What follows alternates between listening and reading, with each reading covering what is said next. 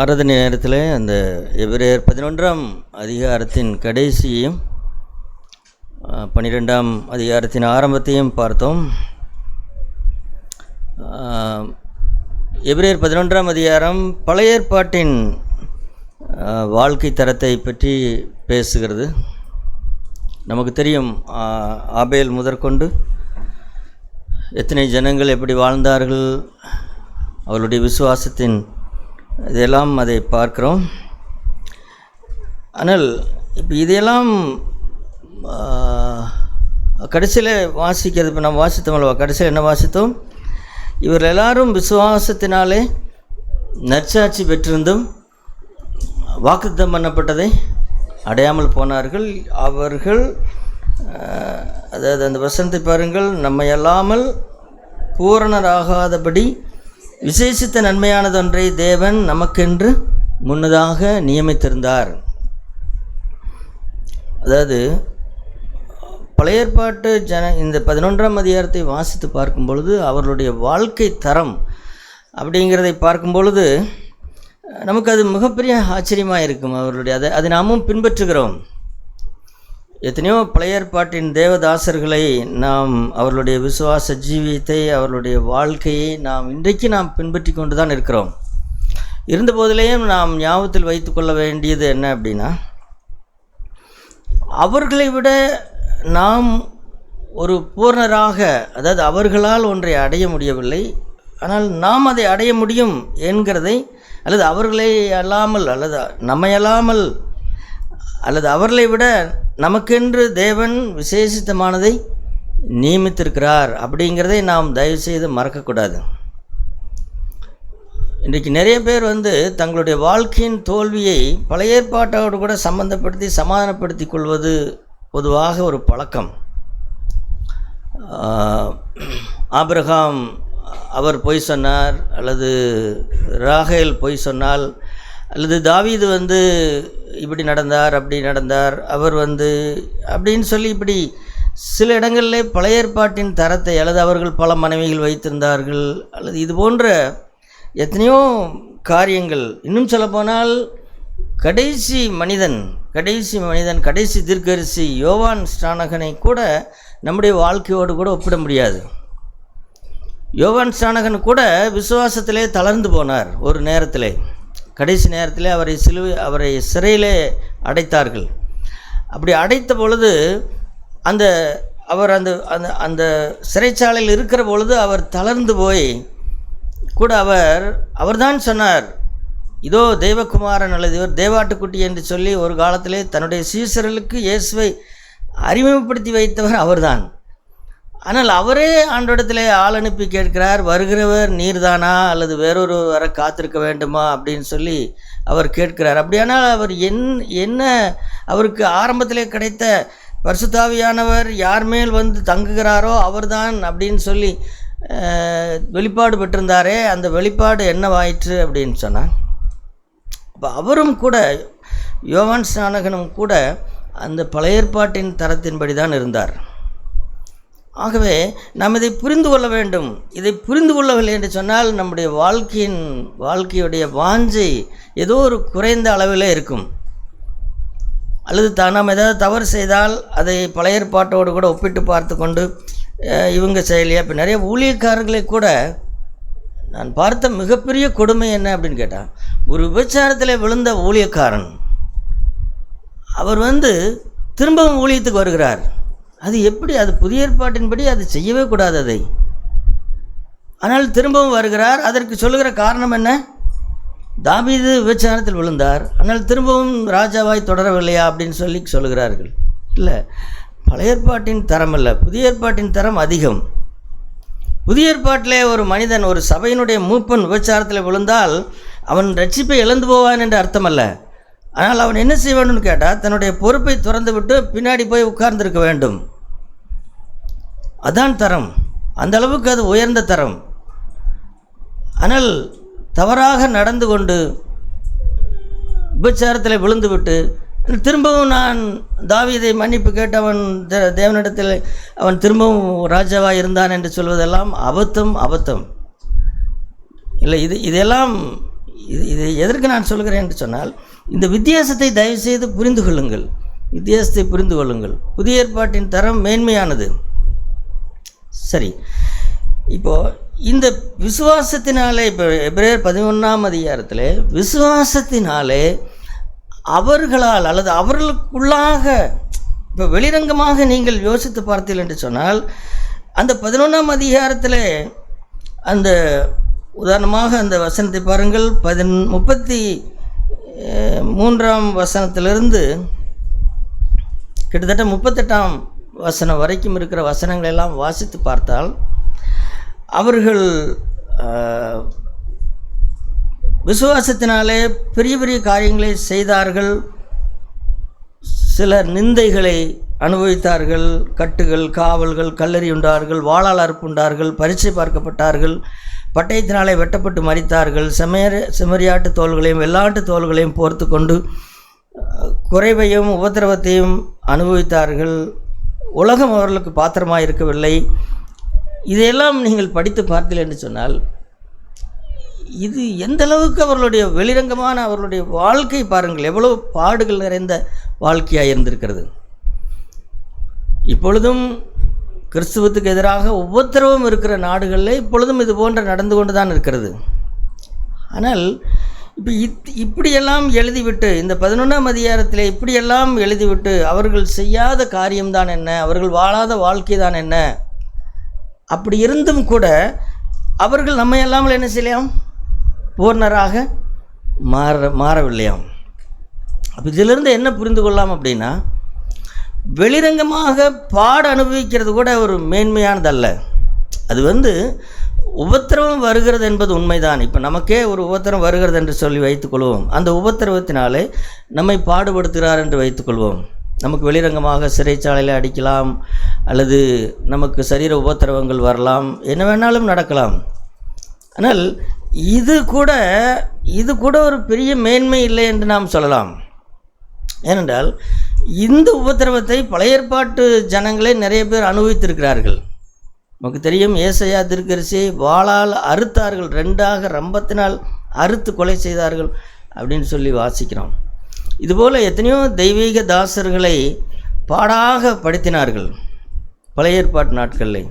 இப்போ புதிய ஏற்பாட்டில் இந்த வெளிரங்கமாக கிறிஸ்துவின் நிமித்தம், நான் கிறிஸ்துவை ஏற்றுக்கொண்டது நிமித்தம், அல்லது கிறிஸ்துவுக்கு ஊழியம் செய்கிறது நிமித்தம், கிறிஸ்துவை பிரசங்கிக்கிற நிமித்தம் நமக்கு வருகிறதல்லவா உபத்திரவங்கள், அல்லது இனிமேல் வருமல்லவா, இந்த காரியங்களை கூட என்ன செய்ய முடியாதுன்னா நாம் இதோடு கூட ஒப்பிட முடியாது. என்றால் இதை இவர்களே செய்திருக்கிறார்கள். இவர்களே பழைய ஏற்பாட்டு ஜனங்களே என்ன செய்தார்கள், இந்த பாடுகளெல்லாம் அனுபவித்தார்கள். அவர்கள் வீடுகளை விட்டு துரத்தப்பட்டார்கள், வனாந்தரத்தில் அலைந்தார்கள். போர்த்திக்குள்ள நல்ல துணிமணி கிடையாது, வெள்ளாட்டு தோல், செம்மறியாட்டு தோலை தான் போர்த்துக்கிட்டு என்ன செஞ்சாங்க, அலைஞ்சாங்க. அப்போ இப்படி எல்லாம் நடந்த, இப்படிப்பட்ட வாழ்க்கை, இப்படிப்பட்ட நிலைகளை அடைந்தவர்கள் அதையோடு ஒப்பிட்டு பார்த்தால் நமக்கும் அப்படி வந்தாலும் கூட அதுவும் கூட ஒரு பெரிய விஷயம் அல்ல. ஆமாம், அதை நாம் புரிந்து கொள்ள வேண்டும். ஏனென்றால் வெளிரங்கமாக பாட அனுபவிக்கிறது ஒரு பெரிய விஷயமாக இன்றைக்கு பேசப்படுகிறது. நான் அதில் எந்த குறையும் சொல்லவில்லை. நாம் சத்தியத்தை சரியானபடி விளையும் கொள்ள வேண்டும். அப்பொழுதுதான் நாம் இந்த புதிய ஏற்பாட்டின் தரத்தை அடைய முடியும் என்பதற்காக அதை சொல்கிறேன். தேவன் நாம் எந்த சூழ்நிலை கடந்து போனாலும் அதற்குரிய கிருபையை கண்டிப்பாக அவர் தருவார். இந்த புதிய உடன்படிக்கையிலே நமக்கு உபத்திரவம் வராதான்னு கேட்டால் கண்டிப்பாக வரும். அதை கடந்து போவதற்கு ஆண்டவர் நமக்கு என்ன செய்வார், உதவி செய்வார், பலன் தருவார். ஆனால் இது நாம் என்ன வாசித்தோம், நம்மையல்லாமல் அவர்கள் என்ன செய்யலை, அவர்கள் பூர்ணராக மாறவில்லை அப்படிங்கிறதான். இதை நீங்கள் எப்போது யோசித்து பார்த்துருக்கீங்களா? இப்படி வாழ்ந்தவங்களை விட நாம் என்னத்தை விசேஷமாக நாம் என்ன செஞ்சிடறோம்? எபிரேயர் 11ஆம் அதிகாரத்தில் வாழ்ந்த ஜனங்களை விட நாம் என்ன விசேஷித்த நன்மையானது ஒன்றை தேவன் நமக்கென்று வைத்திருக்கிறார் அப்படிங்கிறது கிறிஸ்து வந்தார் அப்படிங்கிறது மிக சிறந்தது தான். ஆனால் நம்முடைய தனிப்பட்ட வாழ்க்கையில் இந்த ஜனங்களை விட நாம் என்ன விசேஷம் செய்து விட்டோம் அப்படின்னு யோசித்து பார்த்துருக்கிறீங்களா? யோசித்து பார்க்க வேண்டும். சரி, அப்படி பார்க்கும் பொழுது நாம் என்ன புரிந்து கொள்கிறோம்னு கேட்டால், இப்போ நாம் என்ன வாசித்தோம் அந்த 12ஆம் அதிகாரம் 1-2 வசனத்தில், இப்போ இந்த மாதிரி, அதாவது நீங்கள் இந்த எபிரேயர் 11ஆம் அதிகாரத்தின் விசுவாசத்தை அதில் ஏதாவது குறைபாடு இருக்கிறது என்று நீங்கள் சொல்லுவீர்களா? இங்கே உட்கார்ந்துருக்கிற எல்லாரையும் பார்த்து கேட்கிறேன். இல்லை, அவர்கள் எல்லாரும் விசுவாசத்தினாலே அப்படி உறுதியாக இருந்தார்கள். என்ன வந்தாலும் ஆபிரகாம் தன் விட்டு வந்த தேசத்தை அவன் என்ன செய்யலை? திரும்பி பார்க்கவே இல்லை, திரும்பி போகவும் இல்லை. மகனுக்கு பொண்ணு எடுக்கிற கூட என்ன செய்யலை? பொண்ணு எடுக்கிற கூட அந்த பழைய இடத்துக்கு அவன் போகவே இல்லை. ஒரு ஊழியக்காரனைத்தான் அனுப்பினான். அந்த அளவுக்கு தான் விட்டு வந்ததை திரும்பி பார்க்காத அர்ப்பணிப்புள்ளவர்கள்தான் பழைய ஏற்பாட்டின் ஜனங்கள்.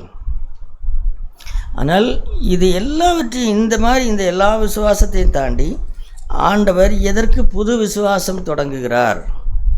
அந்த எபிரேயர் 12:1 விசுவாசத்தை துவக்கிறவரும் முடிக்கிறவருமாக இருக்கிற இயேசுவை நோக்கி அப்படின்னு வாசிக்கிறோம் அல்லவா? அப்போ இயேசு என்ன புது விசுவாசம் தொடங்கிவிட்டார்? ஏற்கனவே இருக்கிற சாட்சிகள், ஏற்கனவே இருக்கிற விசுவாசம் அது போதாதான்னு கேட்டால் இல்லை, இயேசு கிறிஸ்து புது விசுவாசம் தொடங்குகிறார். புது விசுவாசம் தொடங்குகிறார். அந்த புது விசுவாசம் என்ன? அல்லது பழைய ஏற்பாட்டு ஜனங்கள் அடைய முடியாத ஒன்றை நாம் அடைகிறோம் அப்படின்னு சொல்லுகிறது என்ன அப்படின்னா, அந்த 2ஆம் வசனத்தை பாருங்கள். அவர் தமக்கு முன் வைத்திருந்த சந்தோஷத்தின் பொருட்டு அவமானத்தை எண்ணாமல் சிலுவையை சகித்து. முதலாக சகோதரர்களே, சிலுவை அப்படிங்கிற ஒன்றை ஆண்டவர் அறிமுகப்படுத்துகிறார். அதாவது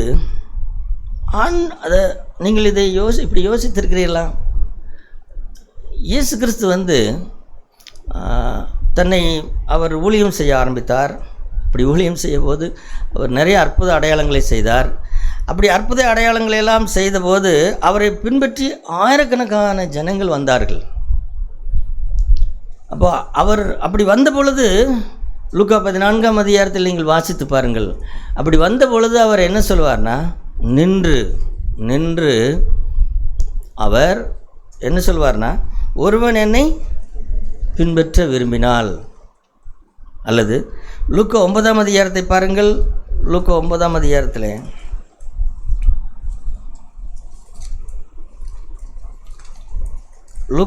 அதிகாரத்தில் அந்த 23வது வசனத்தை பாருங்கள். பின்பு அவர் எல்லாரையும் நோக்கி ஒருவன் என்னை பின்னே வர விரும்பினால் அவன் தன்னைத்தான் வெறுத்து தன் சிலுவையை அனுதினம் எடுத்துக்கொண்டு என்னை பின்பற்ற கடவன்.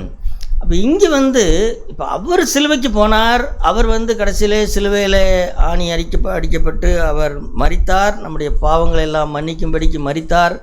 அப்படிங்கிறது வேறு விஷயம். அவர் அதை பற்றி அவர் சொல்லுகிறார்.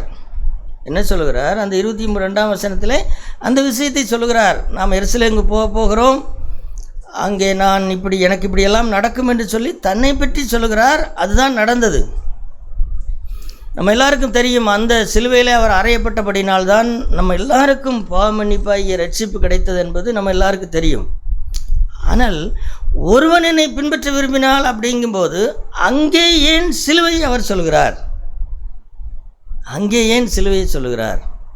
அப்போ இயேசு கிறிஸ்து சகோதர சகோதரிகளே, ஒரு புது விசுவாசம் தொடங்குகிறார் என்றால் என்ன அர்த்தம் அப்படின்னா, அவர் ஒன்றை இந்த மனுக்குலத்திற்கு, அல்லது மனுக்குலம் என்று எல்லாரையும் சொல்ல முடியாது, அவரை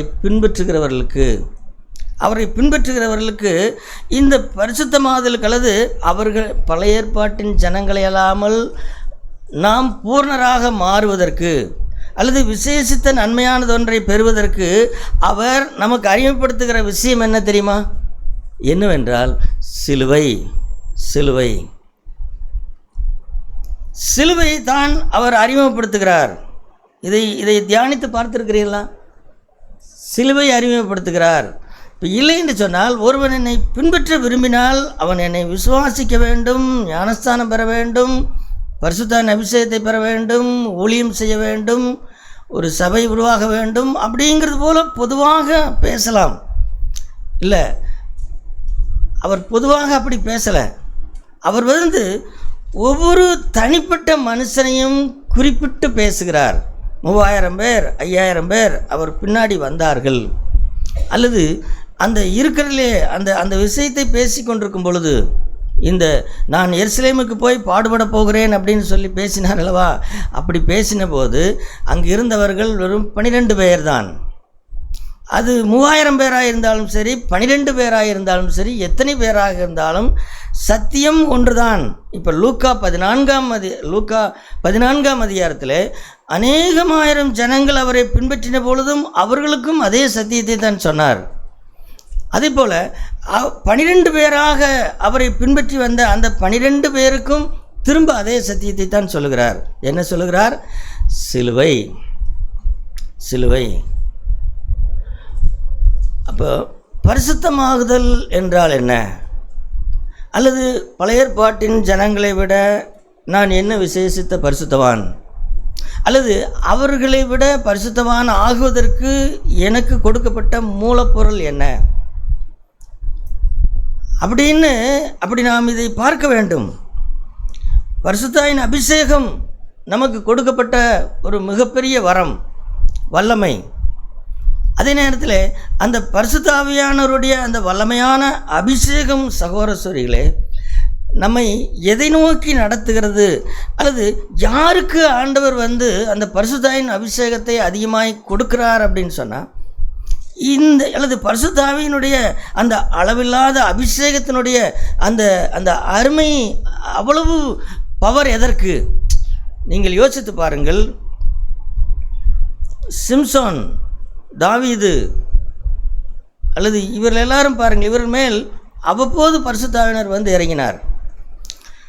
தாவீதின் மேல் பரிசுத்த ஆவியானவர் இறங்கினார். அவன் அநேகம் கவிகளை பாடினான், தன்னுடைய வாழ்க்கையை எடுத்து பாட்டாக பாடினான். அது சொந்த திறமையினால் நடக்கிற விஷயம் அல்ல, அபிஷேகம்தான் அப்படி பாட வைத்தது. அவனே அதை ஒத்துக்கொள்கிறான். ஆவியினால் நிறைந்து சங்கீதங்களை இன்பமோடு பாடின தாவீது அப்படின்னு சொல்லி தன்னை பற்றி அவனே சொல்லிக்கொள்வான். சிம்சோனை பாருங்கள், அவனை போல வெளிரங்கமான காரியங்களை செய்தவர்கள் யாரும் இல்லை. தாவீதே அப்படி செய்தான். அதே போல் எத்தனையோ ஜனங்கள் அப்படி பரிசுத்த ஆவியானவர் மேல் வந்தபோது, கிதியோன் மேல் பரிசுத்த ஆவியானவர் வந்தார். வெறும் 300 பேரை வைத்து ஒரு மிகப்பெரிய படையை அவன் ஜெயித்தான். இப்போ இது போன்ற விஷயங்களுக்கு பரிசுத்தாவியானவர் வந்தார் என்பது உண்மைதான். ஆனால் இவ்வளோ பெரிய அசாத்தியமான வல்லமை, ஒரு பரிசுத்தாவினுடைய வல்லமையை சாதாரணமாக எண்ணி விடாதிருங்கள் சகோதரர் சொல்லி, அது ஒரு மிகப்பெரிய வல்லமை. இப்போ இப்படிப்பட்ட வல்லமை என்னுடைய வாழ்க்கையிலே நான் அந்த போன்ற வெளிரங்கமான பெரிய சாதனைகளோ காரியங்களோ இல்லை. எனக்கு எதற்கு அவ்வளோ பெரிய வல்லமை அப்படின்னா, ஏன் பரிசுத்த ஆவியானவர் கொடுக்கப்பட்டார் அப்படிங்கிறதை தயவுசெய்து புரிந்து கொள்ளுங்கள் சகோதரர்களே. இன்றைக்கு நான் மிகவும் முக்கியமானதை உங்களோடு சொல்லி கொண்டிருக்கிறேன். பரிசுத்த ஆவியானவருடைய வல்லமை இந்த வெளிரங்கமான காரியங்களை செய்வதற்காக அல்ல, இது அவர்களே செய்தார்களே. இப்போ ஏன் மிக சிறப்பாக, அதாவது பழைய ஏற்பாட்டு நாட்களில் எப்பொழுதாவது பரிசுத்த ஆவியானவர் அவர்கள் மேல் வருவார், அப்பளும் அவர்களை விட்டு போய்விடுவார். ஆனால் புதிய உடன்படிக்கையில் நிரந்தரமாக எப்பொழுதுமே நம்மோடு கூட இருக்கும்படிக்கு இவ்வளோ பெரிய வல்லமை எதற்காக? அதுவும் நம்முடைய இருதயத்திற்குள்ளாக, நம்முடைய இருதயத்திற்குள்ளே வாசம் பண்ணுகிற அளவுக்கு அது ஒரு சாதாரண பவர் அல்ல. அது ஒரு மிகப்பெரிய ஒரு மனுஷனை உயிரோடு கூட எழுப்பு வைக்கிற அந்த மகா பெரிய வல்லமை அப்படின்னு சொல்லி எபேசிய நிருபத்திற்குள்ளே பவுல் சொல்வார்.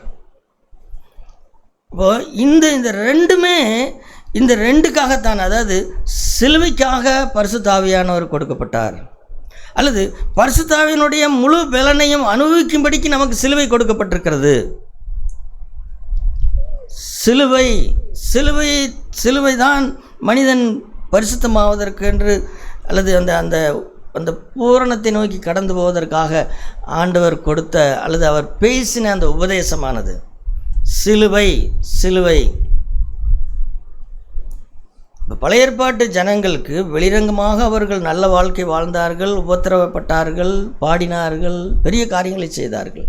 ஆனாலும் கூட இந்த சிலுவை என்பது அவர்களுடைய உள்ளாக அவர்கள் அந்த சிலுவை அவர்கள் சுமக்கவே இல்லை.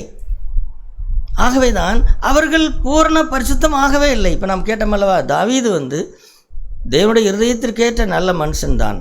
ஆனால் சோதனை வரும்பொழுது ஒரு கசப்பை அவனால் மன்னிக்க முடியவில்லை. அதற்கு அவன் பல காரணங்கள் சொல்லலாம். நான் செய்கிறது நீதி செய்கிறேன், அவனை குற்றமில்லாத மனுஷன் என்று எண்ணாதே அப்படின்னு சொல்லி கொடுத்து போனதாக இருக்கலாம். ஆனாலும் கூட தாவீதால் என்ன செய்ய முடியலன்னு கேட்டால் அந்த விஷயத்தை செய்ய முடியவில்லை. அதுபோல் சிம்சோனை பாருங்கள், சிங்கத்தை கிழித்தான், தனக்கு இருக்கிற பாலியத்திற்குரிய இச்சை என்கிறதை அவனால் என்ன செய்ய முடியல, ஜெயிக்க முடியவே இல்லை.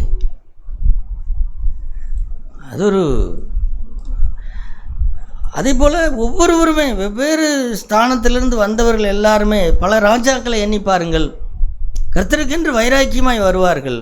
ஆனால் அந்த யெரொபெயாம் என்கின்ற ராஜா 10 கோத்திரத்தை அவனை நம்பி தேவன் கொடுப்பார். ஆனால் அவனோ தனக்கானதை தேடுவான். 10 கோத்திரம் வந்தது, அது தேவன் அல்லவா கொடுத்தார், அவர் அதை பாதுகாப்பார் அல்லவா அப்படிங்கிற விசுவாசம் இல்லாமல் தனக்கு ஆட்களை சேர்க்கும்படிக்கு தன்னை விட்டு ஜனங்கள் போய்விடக்கூடாது என்பதற்காக ஒரு பொன் கன்றுக்குட்டியை ஒரு ஸ்தாபனத்தை செய்தான். அது ஒரு மிகப்பெரிய பாவம். அது பாருங்களேன், இவர்கள் எல்லாரும் சிறந்த மனிதர்கள், ஆனால் தங்களுடைய உள்ளான விஷயத்தை கட்டுப்படுத்த முடியாமல் இருந்தார்கள். தனக்கானதை தேடுகிறதை, பாலியத்திற்குரிய இச்சையை, கோபத்தை, இதையெல்லாம் அவர்களால் ஜெயிக்க முடியவில்லை.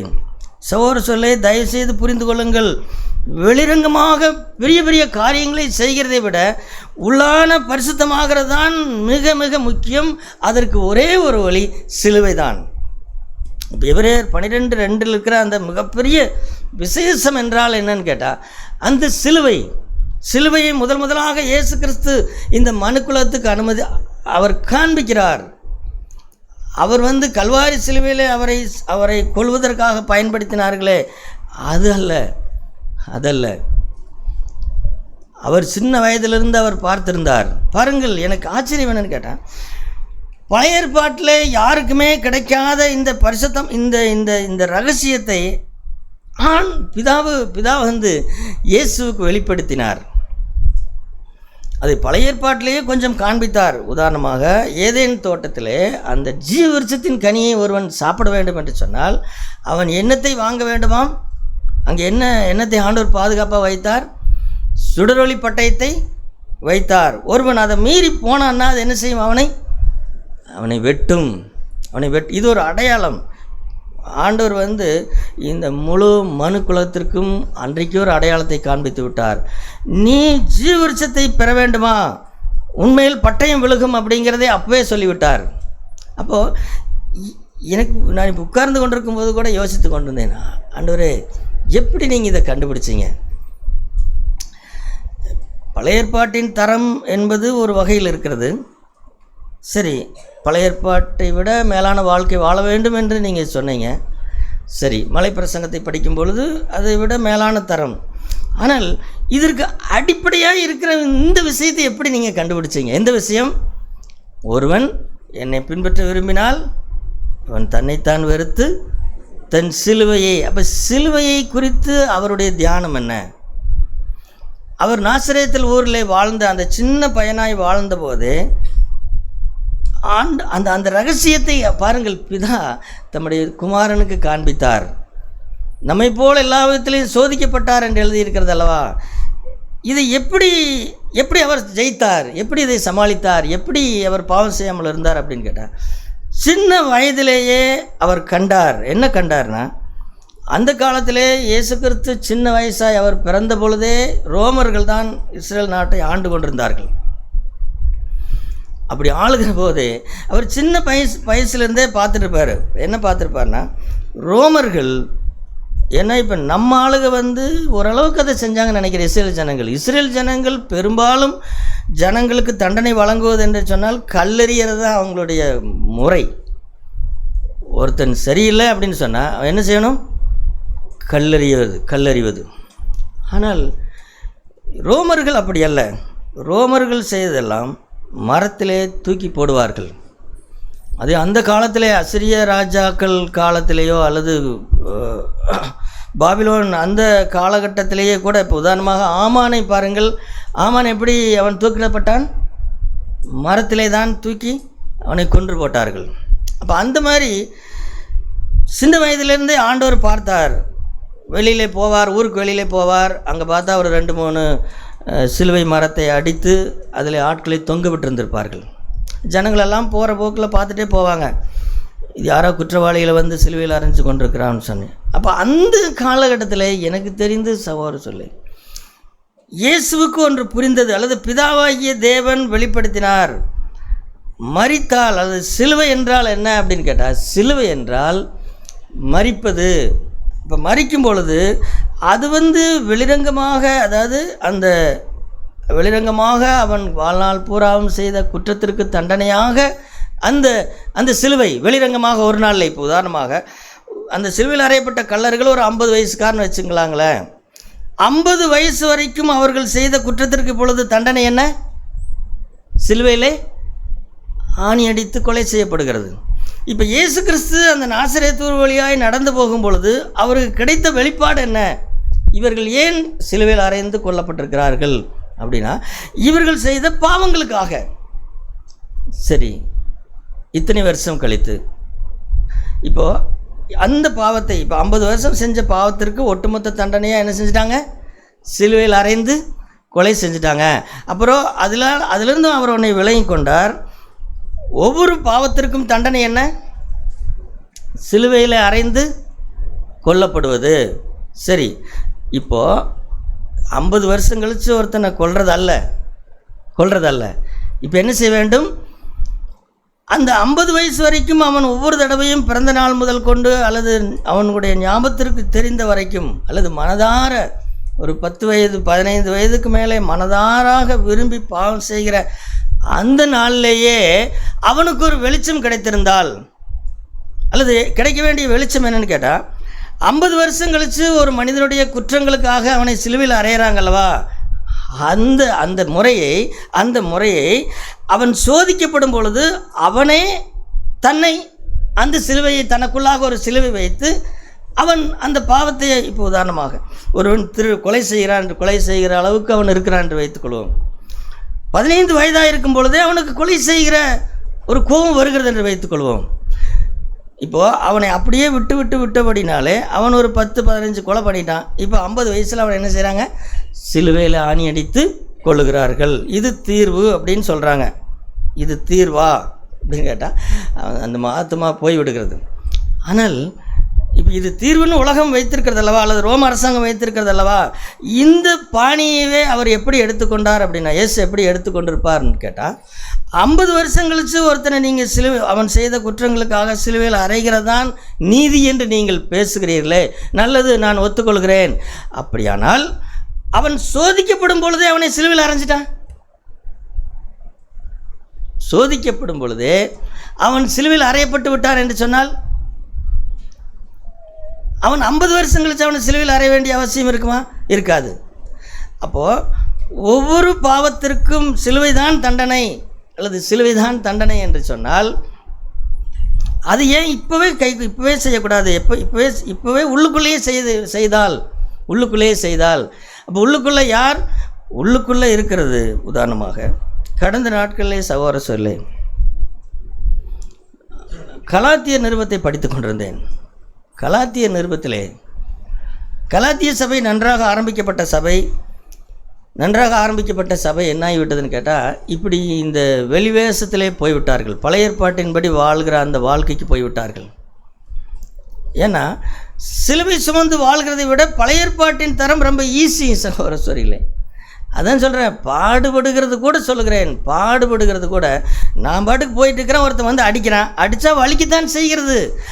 ஆனாலும் கூட நான் திரும்ப சொல்கிறேன் சகோதரர்களே, ஆனாலும் கூட என்னுடைய உடம்பிலே விழுகிற வலி உண்மைதான். அந்த வலியை நான் ஏற்றுக்கொள்கிறேன் என்பது உண்மைதான். ஆனாலும் கூட என்னுடைய மனதிற்குள்ளாக சிலுவை அனுமதிக்கப்பட்டு அந்த சிலுவையிலே நான் ஆணியடிக்கப்பட்டு நான் சாகிறது இருக்கிறது அல்லவா, அது இந்த வெளிரங்கமாய் பாடுபடுகிறதை விட மிக விசேஷமானது. அப்போ கலாத்திய சபையார் அப்படிதான் மாறிப்போனார்கள். ஆகவே பவுல் அவர்களுக்கு திரும்பவும் பேச வேண்டியதாக இருந்தது. அப்படி பேசும்பொழுதுதான் 3 தடவை பேசுவார். 3 தடவை சிலுவை பற்றி பேசுவார். அதில் முதலாவது எடுத்துக்கொள்வோம் என்று சொன்னால் அந்த வசனத்தை பாருங்கள். கலாத்தியர் 5ஆம் அதிகாரம். இந்த நான் பேசின அதற்கு விளக்கத்திற்காக அந்த வசனத்தை எடுத்துக்கொள்கிறேன். கலாத்தியர் 5ஆம் அதிகாரம்.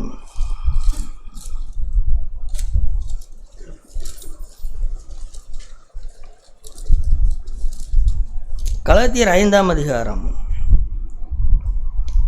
24வது வசனத்தை பாருங்கள். கலாத்தியர் 5ஆம் அதிகாரம் 24ஆம் வசனம். கிறிஸ்துவனுடையவர்கள் தங்கள் மாம்சத்தையும் அதன் ஆசை இச்சைகளையும் சிலுவையில் அறைந்திருக்கிறார்கள். சரி, இப்போ என்னன்னு கேட்டால், இப்போ இதற்கு மேலே உள்ள அந்த பட்டியலெல்லாம் பாருங்கள். இந்த ஆவியின் கனியை விட்டுவிட்டு மேலே உள்ள பட்டியலை பாருங்கள். மாம்சத்தின் கிரியைகள் வெளிரங்கமாக இருக்கின்றன அப்படின்னு சொல்லிவிட்டு அதில் நிறைய எழுதப்பட்டிருக்கிறது. விபச்சாரம், வேசித்தனம், அசுத்தம், காமவிகாரம், விக்கிரகாரணை, இந்த பட்டியல் இல்லாத நூற்றுக்கணக்கான விஷயங்கள் நம்மகிட்ட இருக்குது. நம்முடைய மாம்சம் இருக்கிறது அல்லவா, அது ஒரு ஒரு ஒரு ஏதோ ஒரு 10 விஷயங்க அப்படின்னு எல்லாம் சொல்ல முடியாது. நூற்றுக்கணக்கான விஷயங்கள் மாம்சத்தின் கிரியைகள் இருக்கிறது. இப்போ இத்தனையெல்லாம் இப்படியெல்லாம் செய்கிறவர்கள் அவருக்கு 21ஆம் வசனத்தில் பொறாமைகள், கொலைகள், வெறிகள், களியாட்டுகள் முதலியவைகளை இப்படிப்பட்டவைகளை செய்கிறவர்கள் தேவனுடைய ராஜ்யத்தை சுதந்திரிப்பதில்லை என்று நான் முன்னே சொன்னது போல இப்பொழுதும் சொல்லுகிறேன். அல்லது இன்னொரு வகையிலே சொல்லப்போனால், இப்படிப்பட்டவைகளை செய்கிறவர்களை பழைய ஏற்பாட்டின் தரத்தின்படி என்ன செய்வார்கள் அப்படின்னு சொன்னால், அல்லது இப்படிப்பட்ட குற்றவாளிகளாக இருக்கிறவனை என்ன செய்ய வேண்டும் கேட்டால், அவனை சிலுவையில் அறைந்து கொள்ளுவார்கள். இப்போ இந்த புதிய சத்தியம் என்ன, அல்லது இயேசு கிறிஸ்து கொண்டு வந்த அந்த சிலுவையின் வழி என்னன்னு கேட்டால், உன்னை ஆகாதவனாக நீ சோதிக்கப்பட்டு பாவம் செஞ்சு நீ ஒன்றுக்கு ஆகாதவனாக போய் கடைசியில் கொண்டே உன்னை சிலுவையில் அந்த குற்றத்திற்காக சிலுவையில் அறையிறாங்களே, அது அப்படியே மாற்றி அதே சிலுவையை நீ என்ன செஞ்சிரு, எங்கேயோ ஒரு கொல்கதா மேட்லேயோ அல்லது எங்கேயோ ஒரு நாசரேத்தூரின் வெளிகளையோ நட்டப்பட்டு கொள்ளுகிற அந்த சிலுவையை நீ என்ன செய், அந்த சிலுவை அது உனக்கென்று நெட்டப்பட்ட சிலுவை என்றால் நீ அப்படிப்பட்ட மனுஷனாக இருக்கிறாயே, உனக்கு அதுதான் வழி என்று சொல்லும் பொழுது அந்த சிலுவையை அங்கிருந்து எங்கே கொண்டு வந்து நாட்டிக்கொள், உள்ளே இருதயத்திற்குள்ளாக அந்த சிலுவையை வைத்துக்கொள். அந்த சிலுவை வைத்து கொண்டு 50 வருஷம் கழிச்சு உன்னை ஆகாதவனாய் போக பண்ணுகிற பாவம் இருக்கிறது அல்லவா, அல்லது 5 வருஷம் கழிச்சு உன்னை ஆகாதவனாய் போகிற பாவம் இருக்கிறது அல்லவா, அவைகளை இப்பொழுது என்ன செய், சோதிக்கப்படும் பொழுதே சிலுவையிலே ஆணி அடித்து விடு. அதுதானே சொல்கிறார். என்ன சொல்கிறார், கிறிஸ்துவனுடையவர்கள் தங்கள் ஆசை இச்சைகளை சிலுவையிலே அறைந்திருக்கிறார்கள். அது அறையப்பட்டு கொண்டே இருக்கிறது. சரி, இப்படி சோதிக்கப்படும் பொழுதே அந்த சிலுவையில் அறையப்பட்டு கொண்டே இருந்தால் அவன் எப்படிங்க ஒரு நாள் 50 வருஷம் கழிச்சு அவனை சிலுவையில் அறையிற அந்த புல்லாங்க அவனுக்கு எப்படி வரும்? அப்போது அந்த சிலுவையை இப்பொழுதே உள்ளே கொண்டு வைத்து விடு. உனக்கென்று ஒரு சிலுவை இருக்க வேண்டும். அது உனக்கான சிலுவை. உன்னுடைய பாவம், உன்னுடைய மாம்சத்தையும் அதன் ஆட்சி இச்சைகளையும், அதுதான் ஆண்டவர் சொன்னார், ஒருவன் என்னை பின்பற்றின விரும்பினால் தன்னைத்தான் வெறுத்து கொண்டு என் சிலுவை எடுத்துக்கொண்டு வரணும்னு அவர் சொல்ல, தன் சிலுவை. அப்போ நம்ம எல்லாரும் புதுசாக இதிலிருந்து ஒன்றை புரிந்து கொள்ளுங்கள் சகோதரர் சொல்ல, இயேசு கிறிஸ்து திறந்த அந்த புனிதம் ஜீவனமான மார்க்கம் என்றால் என்ன, அல்லது இந்த பரிசுத்தமாகுதலின் வழி என்றால் என்ன, அல்லது பழைய ஏற்பாட்டு தரத்தை விட புதிய ஏற்பாட்டு தரம் உயர்ந்தது என்று சொல்லும் பொழுது இந்த சிலுவையை கொண்டு வந்தார் பாருங்கள். இதுதான் அற்புதத்திலேயும் அற்புதம். ஒரு ஆகாதவனாய் போன பின்பு அவனை சிலுவையில் அறைவதல்ல, ஆகாதவனாய் போவதற்கு சோதிக்கப்படுகிற பொழுதே நான் என்னென்ன சிலுவைன்னு ஒன்று இருக்கிறது அல்லவா சகோதரர் சொல்ல, உங்களுக்கு நான் கேட்கிறேன், உங்களுக்கு என்று ஒரு சிலுவை இருக்கிறதா? சகோதரிகள் சொல்லுங்களேன், உங்களுடைய ஆள் மனதிலே உங்களுக்கு என்று ஒரு சிலுவை இருக்கிறதா? அந்த சிலுவையில் இதையெல்லாம் அடிக்கிறீர்களா? இதையெல்லாம் அடிக்கிறீர்களா? முதலாவது உங்களுக்கு என்று ஒரு சிலுவை இருக்கிறதா? அந்த சிலுவை அது கண்டிப்பாக இருக்க வேண்டும். உள்ளுக்குள்ளாக அந்த சிலுவை இல்லை என்றால் நமக்கு அந்த பரிசுத்தமான வழியே தெரியலன்னு அர்த்தம். அப்படி தெரியாத போது என்ன நடக்குன்னு கேட்டால், என்ன சோதிக்கப்படுகிறோமோ அதை அப்படியே வெளியில் பேசிடுவோம். என்ன அசுத்தம் செய்ய நினைக்கிறேனோ அதை வெளியில் பேசிடுவேன். என் கண்களால் எதை பார்க்க தூண்டுகிறேனோ அதை பார்த்துருவேன். என் வாயால் எதை பேச நினைக்கிறேனோ பேசிடுவேன். அப்போது எல்லாருக்குள்ளும் ஒரு சிலுவை இருக்க வேண்டும். அந்த சிலுவையில் அடிக்கப்படுதல் இருக்க வேண்டும். அது யாரை அடிக்கிறது? நம்முடைய மாம்சத்தையும் அதன் ஆசை இச்சைகளையும். அப்போ இப்படி அடித்துக்கொண்டே வந்தால் ஒரு நாளில் அவனை வெளிரங்கமாக சிலுவையில் அறைகிற அந்த அனுபவமே தேவையில்லை. அதே போல் 3 சிலுவைகள் என்று சொன்னார். இன்னொரு சிலுவை பாருங்கள், அந்த 6ஆம் அதிகாரத்தில், கலாத்தியர் 6ஆம் அதிகாரம் 14வது வசனம், நானும் நம்முடைய கர்த்தராகிய இயேசு கிறிஸ்துவின் சிலுவை குறித்து அல்லாமல் வேறொன்றையும் குறித்து மேன்மை பாராட்டத்திருப்பேனாக. அவரால் உலகம் எனக்கு சிலுவையில் அறையுண்டிருக்கிறது, நானும் உலகத்திற்கு சிலுவையில் அறையுண்டிருக்கிறேன். இதுவும் ஒரு சிலுவை. அவரால் உலகம் சிலுவையில் அறையுண்டிருக்கிறது என்றால் என்ன அர்த்தம்னு கேட்டால், சிலுவையிலே தொங்கிக் கொண்டிருக்கிற ஒரு ஆளை நீங்கள் போய் பார்த்தீர்கள் என்று சொன்னால் அவர் ஒன்றும் கவர்ச்சிகரமாய் தெரிய மாட்டார். அவர் உயிர் இப்போ போகுதான் அப்போ போகுதான் இருக்கும். இரத்தம் வழிந்து கொண்டு ஒரு கவர்ச்சி இல்லாமல் ஒரு யாரும் பார்க்க விரும்பாத ஒரு இடத்தை போல் இருக்கும். அந்த மாதிரி இந்த உலகம் சிலுவையில் அறையப்பட்டிருக்கிறதா? இதெல்லாம் நான் சொல்கிறது எனக்குள்ள இருக்கிற சிலுவை சொல்கிறேன். எனக்குள்ள இருக்கிற இந்த சிலுவையினாலே இந்த உலகம் சிலுவையில் அறையப்பட்டிருக்கிறதா அப்படிங்கிறத எப்படி கண்டுபிடிப்பது? இந்த உலகம் எனக்கு ஒருபோதும் கவர்ச்சியாகவே தோணாது. உலகம், அதனுடைய மதிப்புகள், அதனுடைய மற்ற எல்லா விஷயங்களும் இப்போ இந்த மாதிரி இந்த உலகம் எனக்கு சிலுவையில் அறையப்பட்டதாக இருந்தால், அல்லது இன்னொன்றும் நடக்கும், உலகமும் என்ன செய்துவிடும்? உலகத்துக்கு நான் ஒரு வித்தியாசமான ஆளாக தெரிகிறபடினாலே இந்த உலகம் என்ன செய்துவிடும்? எப்படி இஸ்ரேல் ஜனங்களோ அல்லது ரோமாபுரி ஜனங்களோ ஒரு சரிப்படுத்த முடியாத ஒருத்தனை அவங்க சிலுவையில் அறைகிறது போலவே இந்த உலகமும் என்ன செய்துவிடும் கேட்டால், நான் எதுக்குமே ஒத்து வர மாட்டேங்கிறேன். அவர்களுடைய போக்குக்கு, அவர்களுடைய பாணிக்கு, அவர்களுடைய சொந்த பந்தத்துடைய இச்சைகளுக்கோ மதிப்புகளுக்கோ மரியாதைகளுக்கோ மற்ற எந்த உலக வழிபாடுகளுக்கு நான் ஒத்து வர்றதில்லை. அதனால் என்ன பண்ணிடுறாங்கன்னா, அவர்கள் என்னை சிலுவையில் அறிந்து விடுகிறார்கள். அப்போது உலகம் சகோதர சொல்ல எனக்காக. அப்போ இதுக்கெல்லாம் என்ன காரணம்? இதுக்கெல்லாம் எனக்குள்ளே இருக்கிற ஒரு சிலுவை இருக்க வேண்டும். அந்த சிலுவையிலே இந்த உலகம் சிலுவையில் அறையப்பட்டதாக இருக்க வேண்டும். அங்கே அதேபோல் 3வது சிலுவையில் அறையப்படுகிற இன்னொரு சிலுவை பற்றி அவர் பேசுகிறார் பாருங்கள். 2ஆம் அதிகாரம் 20வது வசனம், கிறிஸ்துவுடனே, கலாத்தியர் 2:20, கிறிஸ்துவுடனே சிலுவையில் அறையப்பட்டேன், ஆயினும் பிழைத்திருக்கிறேன், இனி நான் அல்ல. சகோதரர்களே, கடைசியாக சிலுவையில் அறையப்பட வேண்டிய ஒன்று என்னன்னு கேட்டால், நான் என்றால் ஒரு மனிதன் சில விஷயங்களை, தனக்கு பேர் கெடுற விஷயங்களை விட்டு விடுவான். சில கெட்ட பழக்க வழக்கங்களால் பேர் கெடுது, சபையில் பேர் கெடுது, வீட்டில் பேர் கெடுது அப்படின்னு சில கெட்ட பழக்க வழக்கங்களை விட்டு விடுவார்கள். ஆனால் நான் என்கிறது அது ஒரு மறைந்திருக்கிற ஒரு விஷயம். என்னதான் பேசினாலும் நான் அப்படிங்கிறது இருக்கும்.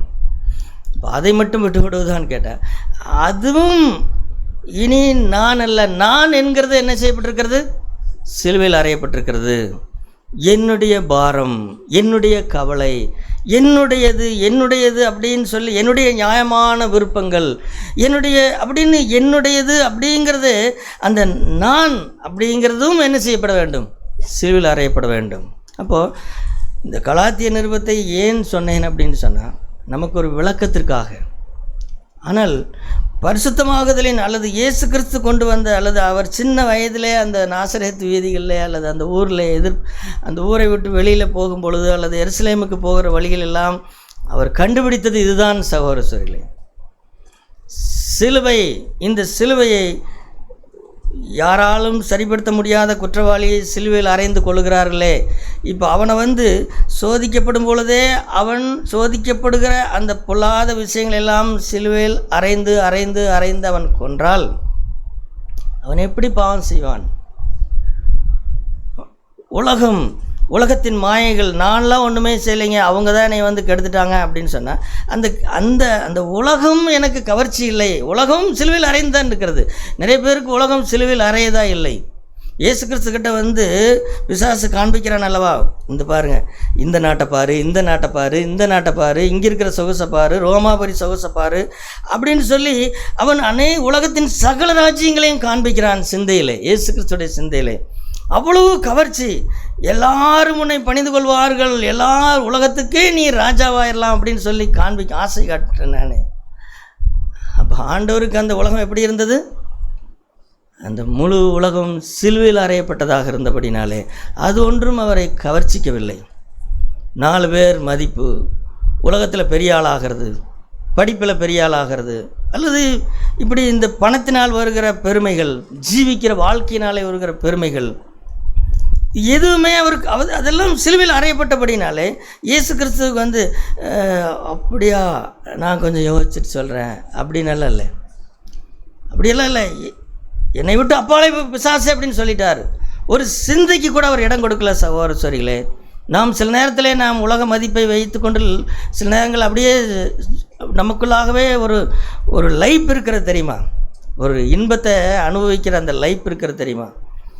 நான் இந்த வண்டியில் போனால், வாலிபர்களுக்கு சொல்லுகிறேன், இந்த வண்டியில் நான் போனால் இப்படி இருக்கும், அல்லது இந்த மாதிரி போனால் நான் கல்யாணம் பண்ணால் எப்படி இருக்கும், அல்லது இந்த மாதிரி வீட்டை நான் கட்டியிருந்தால் எப்படி இருக்கும், அல்லது இத்தனை சொத்து எனக்கு இருந்தால் நான் அதை வச்சு நான் எப்படி நான் கஷ்டப்படாமல் எப்படி வாழ்வேன், இப்படின்னு எத்தனையோ இதெல்லாம் சிந்தையிலே அவர் ஆணி அடித்தார். ஆகவே இயேசுவை பொறுத்த வரைக்கும் உலகம் அவருக்கு சிலுவையில் அறை ஒன்றிருந்தது. அதனால தான் அது அவரை ஒன்றுமே பண்ணலை. ஆகவே எனவே அருமையான சகோதரர்களே, இன்றைக்கி நான் 10 வருஷம் 20 வருஷம் விசுவாசியாக இருந்துட்டு உலகத்தில் பின்னாடி போயிட்டேன் அப்படின்னு சொன்னால், அருமையான சகோதரனை, அல்லது மாம்சத்துக்கு இடம் கொடுக்குறேன், இன்னமும் என் கண்கள் நிச்சயம் கட்டுப்படுத்த முடியல அப்படின்னு சொன்னால், என் அருமையான சகோதர சோரிகளே கேளுங்கள், உங்களுக்குள்ளாக உங்களுடைய சிலுவை இல்லை, அதான் காரணம். உங்களை நம்பி ஆண்டவர், சரி நீங்கள் கேட்கலாம், வேறு எப்படி இப்படிப்பட்ட வாழ்க்கை வாழ்கிறதுன்னு கேட்டால், அதற்காகத்தானே இந்த மிகப்பெரிய வல்லமை, பரிசுத்தாவினுடைய வல்லமை அவ்வளவு பெரிது சகோதர சொல்லு. என் மாம்சத்தை துடிக்கிறதல்லவா, இந்த துடிக்கிற மாம்சத்தை சில நேரத்தில் என்னால் நான் செஞ்சுட்டேன், கண்கள்னால் இச்சிச்சிட்டேன், கோவப்பட்டுட்டேன், என்னால் ஆசையை கட்டுப்படுத்த முடியல அப்படின்னா, இந்த கட்டுப்படாத இந்த காட்டுக்கழுதையை போல் இருக்கிற இந்த மாம்சம், ஒருத்தர் பேசும்பொழுது நான் எடுத்து பேசிட்டேன் அப்படின்னு சொன்னால், இது ஒரு கட்டுக்கடங்காத காட்டுக்கழுதை. இது ஒரு விபச்சாரத்தினால் இழுக்கப்படக்கூடியது, ஒரு போஜனத்தினால் இழுக்கப்படக்கூடியது, ஒரு கோபத்தினால், இப்படி எத்தனையோ பொல்லாத மாம்சம். இதை அடக்கி ஒடுக்கி கட்டுப்படுத்துவதற்கு பரிசுத்தாவினர் அதற்காகத்தான் கொடுக்கப்பட்டிருக்கிறார். அந்த வல்லமை வைத்து நான் இப்படி என்னால் கட்டுப்படுத்த முடியல அப்படின்னு சொல்லுகிற நாம், அந்த பரிசுத்தாவின் வல்லமையினாலே எனக்கு இருக்கிற சிலுவையிலே என்ன செய்யணும், என் மாம்ச ஆசைச்சைகளையும் சிலுவையில் அறைய வேண்டும். அதைத்தான் சொல்லுகிறேன். நம்ம எல்லாருக்குள்ளும் ஒரு சிலுவை இருக்க வேண்டும் உள்ளுக்குள்ளாக. அந்த சிலுவையில் அறையப்படுகிற அனுபவம் தினந்தோறும் இருக்க வேண்டும். அப்படி நீங்கள் வாழ்ந்தால் அந்த வாழ்க்கையின் முடிவிலே கொஞ்சம் கொஞ்சமாய் உங்கள் ஆசை இச்சைகள் சாகும். 1. 2வது, இந்த உலகம் உங்களுக்கு சிலுவையில் அறையப்பட்டு இந்த உலகமும் செத்துவிடும். அதற்கப்புறம் நான் அப்படிங்கிற அந்த அந்த அந்த மனிதன், அந்த நான் அப்படிங்கிறது, அவனும் செத்து விடுவான். எல்லாம் செத்த பிறகு யார் இருக்கிறார் அங்கே சொல்லுங்களேன். பவுல் என்ன சொன்னார்? இனி கிறிஸ்துவே, இனி கிறிஸ்துவே, இனி கிறிஸ்துவே எனக்குள் பிழைத்திருக்கிறார். அப்போ இதுதான் சகோதரர், இயேசு கிறிஸ்துவே ஒரு தன்னுடைய முழு சுபாவத்தையும் ஒரு மனுஷனுக்குள்ளாக வைக்கிற இடம்தான் இனி கிறிஸ்துவே அப்படிங்கிற இடம். இப்போ இந்த இடத்தை பழைய ஏற்பாட்டு பரிசுத்தவான்கள் ஒருவர் கூட அடையவே இல்லை.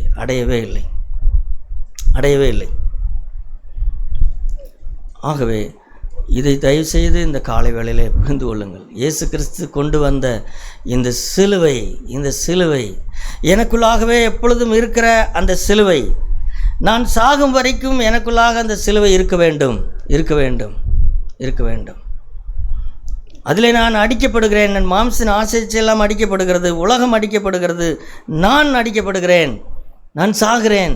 என்னால் இது முடியல பிரதர்னு கேட்டால், அதற்காக பரிசுத்தாவின் அபிஷேகம் என்பது வெறும் அந்நியவாசி பேசிவிட்டு போவதற்காக அல்ல, அல்லது ஆவியில் நிறைந்து பாட்டு பாடுவதற்கு அல்ல. அதுவும் நல்லதுதான்.